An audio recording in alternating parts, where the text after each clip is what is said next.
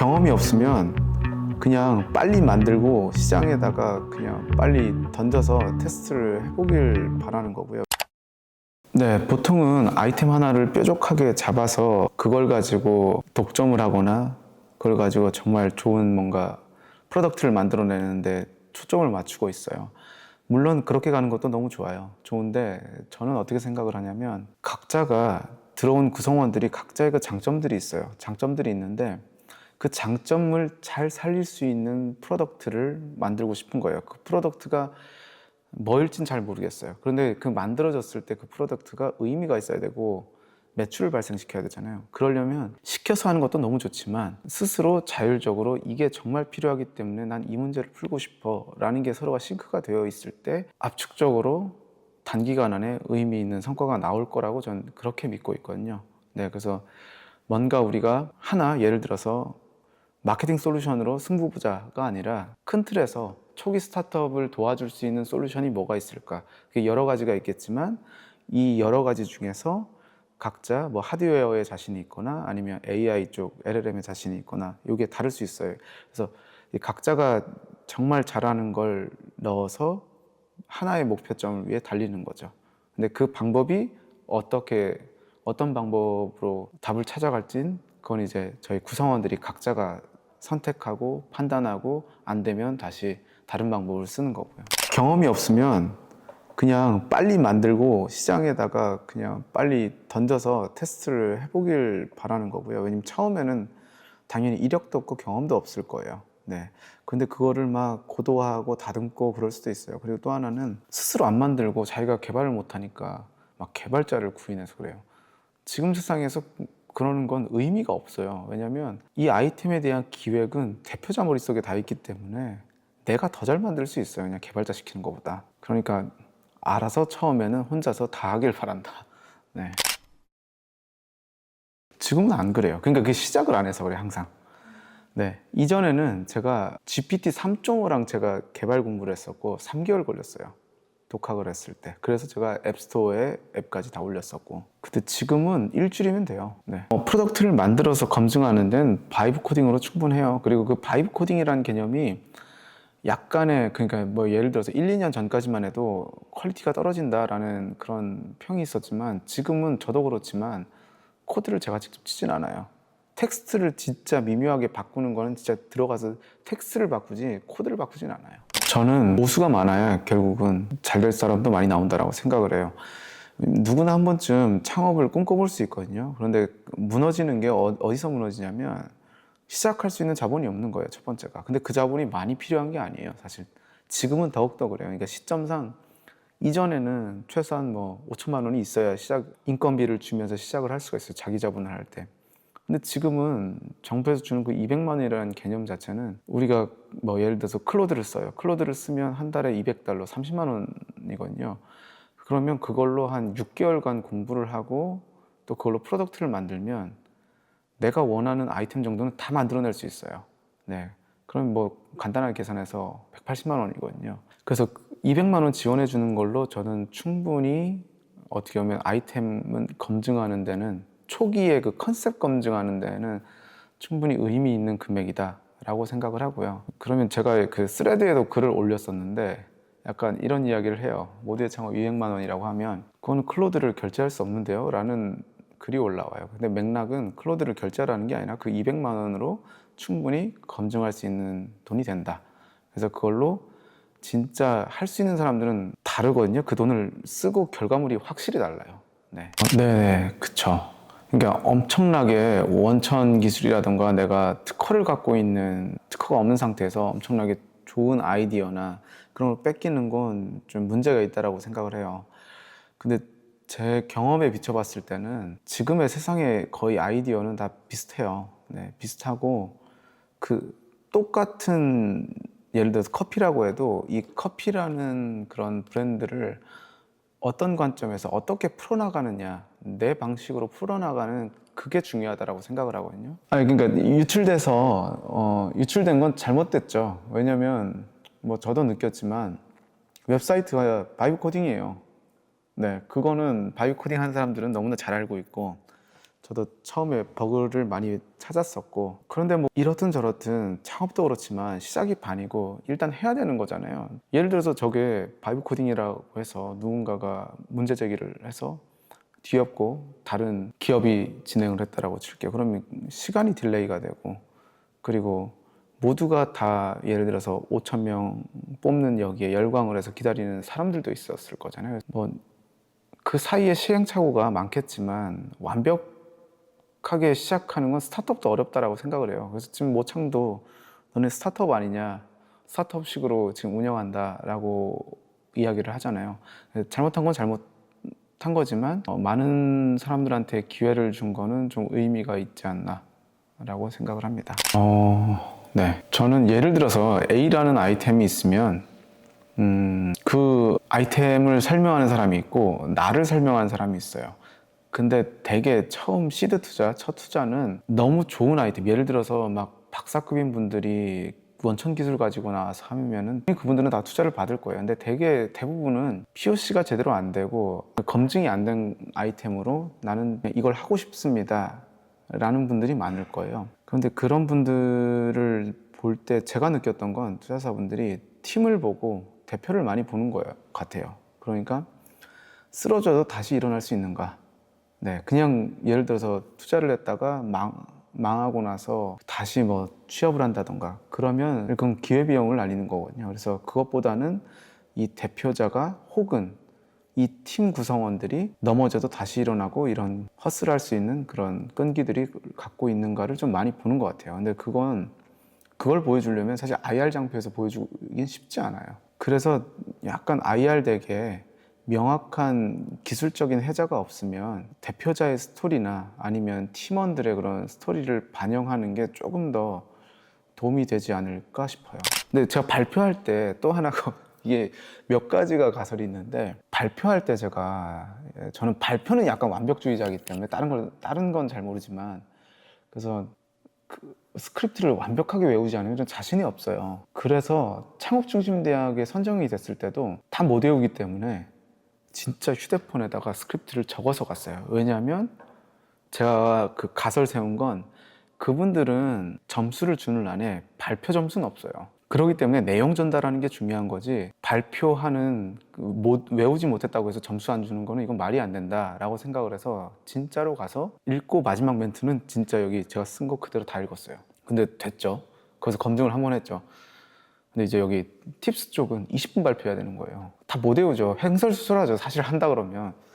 그래서 A4를 몇 장을 해서 페이지별 다 프린트해 갔어요. 그래서 가기 전에 그 공간이랑 다 체크를 했어요. 이분들이 어떤 공간에서 어떻게 하는지, IR 발표식으로 하는지 아니면 다들 점수 매기는 그런 공간인지 체크를 하니까 다행인 건 다들 앉아서 이렇게 점수를 매기는 공간이었고, 발표하는 와중에 저는 안 보고 PPT만 보고 소리만 듣는 거예요.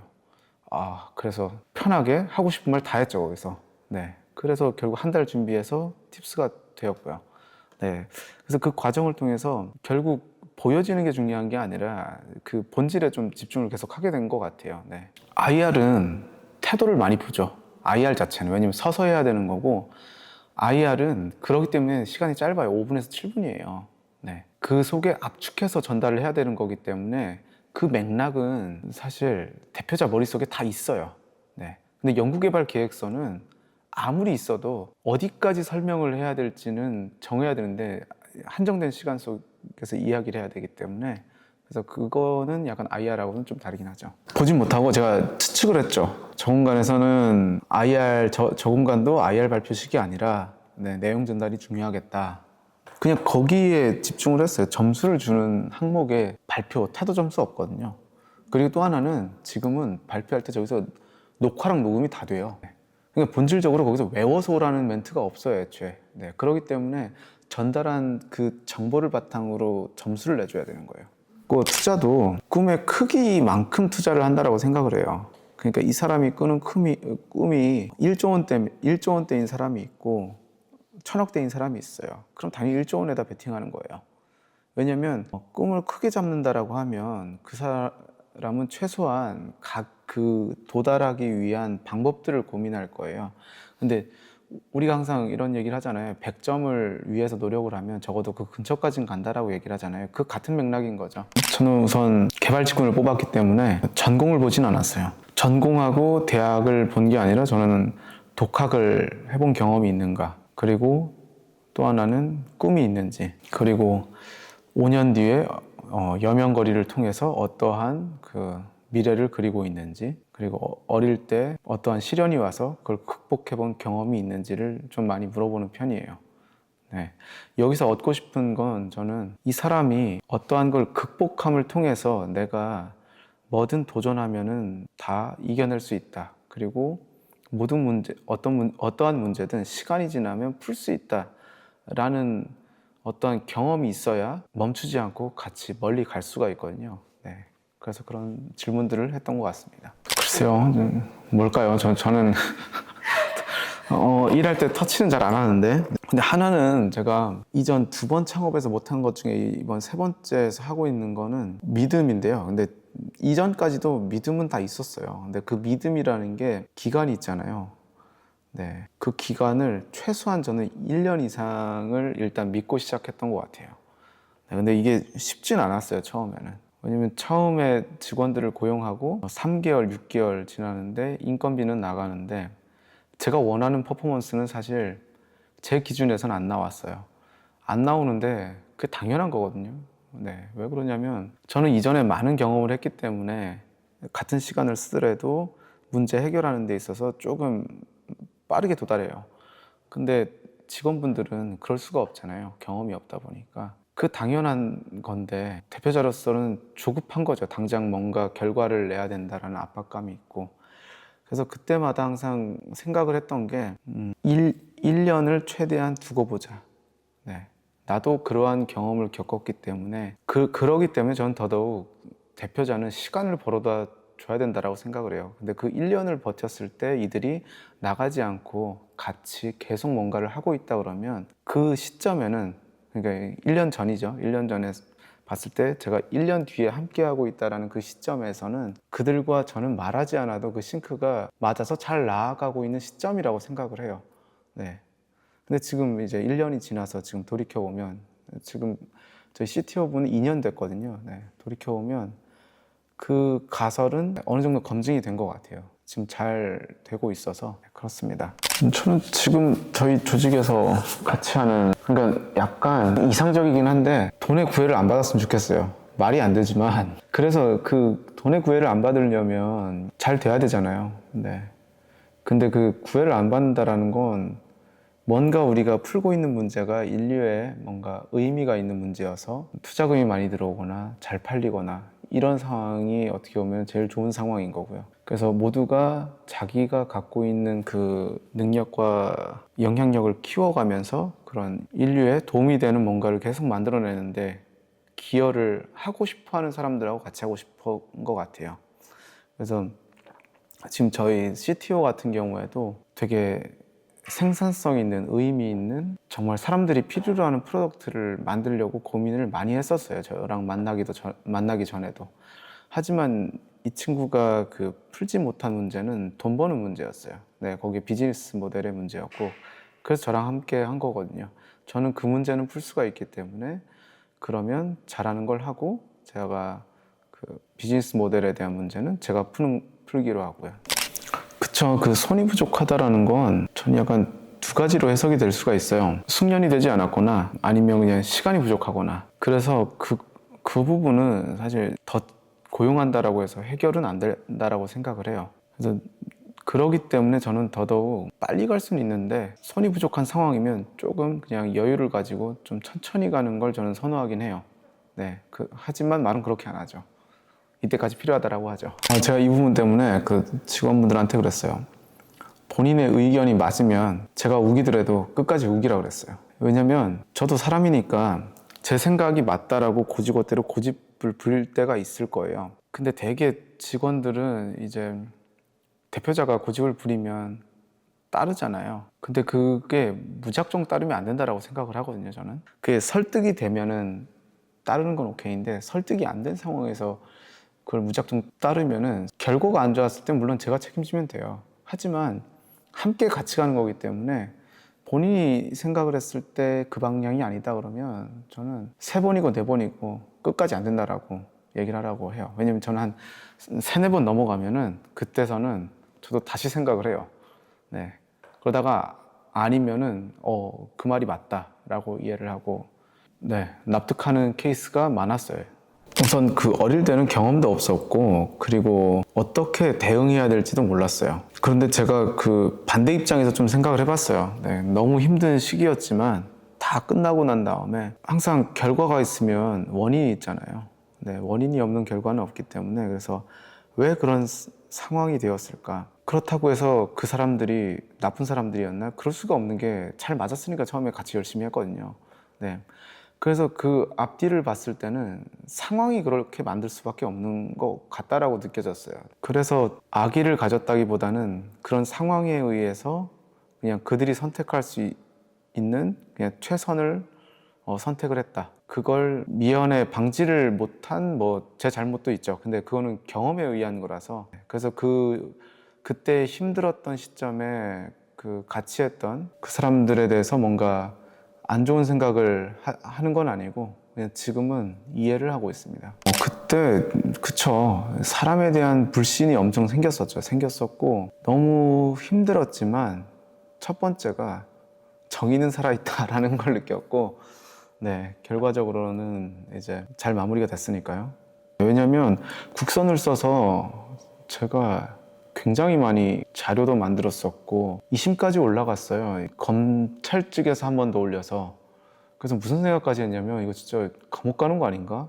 왜냐면 본질은 이익을 취했냐 안 취했냐인데 저는 그 당시에 통장에 2천 얼마밖에 없었어요. 그리고 오히려 부모님이 더 금전적으로 사업에 도와주면 도와주셨지. 그랬어가지고 굉장히 재정적으로도 안 좋은 상황에 그걸 극복을 해야 되는 상황에 그래서 어쩔 수 없이 저는 취직을 하게 됐었고 네, 그랬었죠. 그리고 두 번째는 살고자 하는 그런 의지가 좀 강했던 것 같아요. 왜냐면 부모님이라는 사실 안 좋은 생각도 많이 했지만 그 버틸 수 있었던 건 부모님이 저한테 일방적인 희생에 대해서 저도 어느 정도 거기에는 보답을 해야 된다라는 생각 때문에 사실 이제 다시 시작을 해보자 라고 마음을 먹었었고 근데 그 과정에 있어서 부정적으로 생각을 하면 앞으로 나갈 수가 없는 거예요. 그렇다라고 해서 그 상황에 대해서 그냥 잊어버리면은 그것 또한 앞으로 갈 수가 없어요. 왜냐하면 채찍이 필요하기 때문에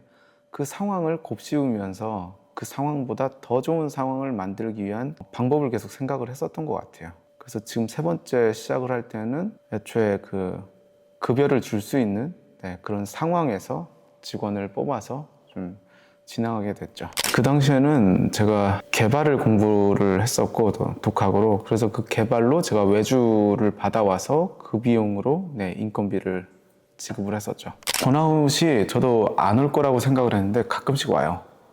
네, 가끔씩 와서 어떻게 되냐면 아침에 일어나기가 싫어요. 그럴 때가 좀 있어서 근데 그거는 시간이 좀 해결해 주는 것 같고 근데 그런 상황에는 환경을 좀 많이 바꾸려고 노력을 해요. 네.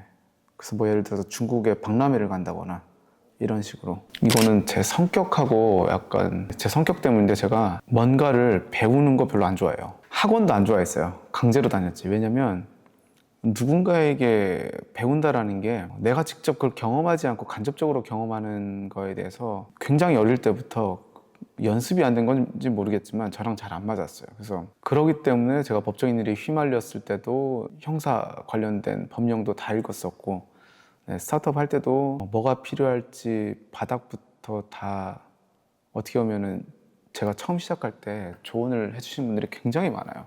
도움을 주려고 하시는 분들도 굉장히 많고 제가 다 뿌리쳤거든요. 왜냐면 이해가 안 가는 걸 못 하겠는 거예요. 네, 그렇다라고는 하는데 그게 상상이 안 되고 왜 그래야 되는지가 납득이 안 가서 행동이 안 되는 거예요. 지금 생각해 보면 그냥 따라만 했어도 편하게 반만 갈 수 있었을, 네, 반은 갈 수 있었을 텐데 근데 그게 뭐 타고난 제 성격이어가지고 그래서 지금의 우리의 그 문화도 누군가에게 배워서 그렇게 된 게 아니라 그냥 제가 시행착오를 겪으면서 그런 사람들하고 같이 만들어진 것 같아요. 그래도 지금은 들을 것 같아요. 이게 왜냐면 20대 초반에 하다 보니까 자존심도 세고 다 비슷한 것 같아요. 내 아이템이 최고인 것 같고. 근데 이제 30 넘어가면서 이제 고개가 이렇게 숙여지면서 아, 그래서 그때 이런 말을 했구나. 아, 그리고 제가 작년에 온우주의 기운이 들어온다라고 했었잖아요. 근데 작년 딱 그 느낌이 왔어요. 아, 내가 이제 스타트업에 대해서 경영이나 운영을 잘 할 수 있겠다라는 확신이 작년에 들었어요. 그래서 그러한 느낌이 드니까 그 다음에 가설이 나오고 검증을 하는 과정, 그리고 그 뒷단계가 너무 머릿속으로 시뮬레이션이 잘 되는 거예요. 네, 그렇다라는 건 당연히 그 시점에 가서 그걸 들었으면은 제 스스로 판단하고 상상할 수 있는 이건 안 생겼겠죠. 그런데 이제 제가 아쉬웠던 건 어릴 때 너무나 고집이 셌다. 지금은 이해를 하죠. 그런 이야기를 하면 그게 어떤 맥락에서 나왔는지를 이해를 하죠. 그래서 제가 10년이면 강산이 변한다라고 표현을 쓰는 이유가 10년이 지나니까 이제 이해가 되는 거죠. 은근히 제가 멘탈이 강한 편인데 약간 쓸모없는 그런 부분에서 멘탈이 깨질 때가 있어요. 사소한 거에서. 그래서 그럴 때면은 게임을 하거나, 네, 그러니까 다른 데로 약간 생각을 좀 집중하게, 다른 쪽을 집중할 수 있게 계속 그렇게 도망다녔던 것 같아요. 네, 왜냐면 이게 한번 꽂히면 제가 계속 생각을 해요. 아, 제가 또 하나 장점이 까먹어요. 근데 제가 머릿속으로 기억하는 거는 우선순위에 있는 것들만 기억하고 그 외에는 거의 다 까먹어요. 네, 왜 그러냐면 제가 초등학교 때 너무 예민했었고, 그리고 항상 긴장하고 있어서 수업 시간이 다 영상처럼 머리에 다 남았었어요. 네, 그걸 한 몇 년 하다 보니까 편두통이 계속 오는 거예요. 네, 그래서 진짜 쉬는 시간 걸어가는데도 수업 잔상이 남아가지고, 네, 그러고 근데 계속 편두통을 달고 살아서 여기가 너무 머리가 아파서 고등학교 올라와서 생각을 한 게 아무 생각하지 말자. 네, 그거 한 3년 연습하니까 지금은 두통이 없어요.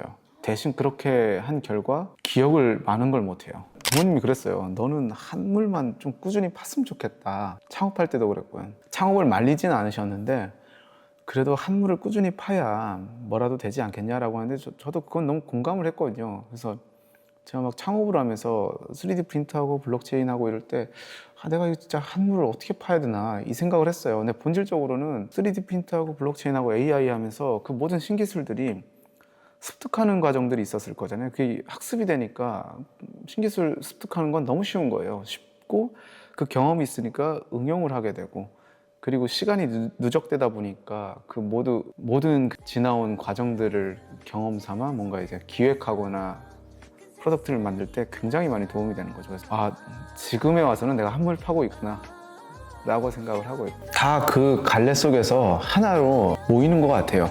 그 하나하나들이, 네, 다 의미가 있고